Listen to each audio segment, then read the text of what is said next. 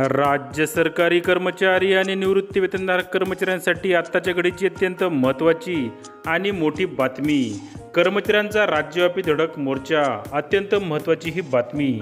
चला सविस्तर बातमी जाणून घेऊयात.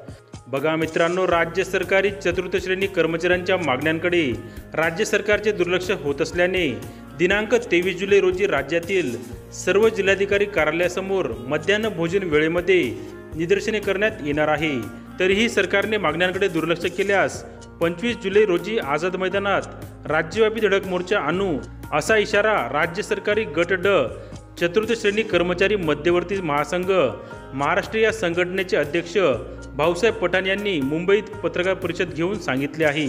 सरकारने महाराष्ट्रात 4.5 लाख रिक्त पदांपैकी फक्त 1 लाख जागांवरती भरती केली आहे. विशेष करून फक्त पोलीस भरती केली जाते आणि इतर जागेवर खाजगी सेवेतर्फे ठेकेदारी पद्धतीने कर्मचारी भरले जातात. खाजगी भरतीला आमचा कायम विरोध राहिला आहे. तसेच अनुकंपा भरती देखील 5 वर्ष झाली नाही. अनुकंपा प्रकरणात वयाची मर्यादा उलटून गेल्यावर देखील त्यांना घेतले जात नाही. मग त्यांनी करायचे काय, असा सवाल पठाण यांनी उपस्थित केला आहे.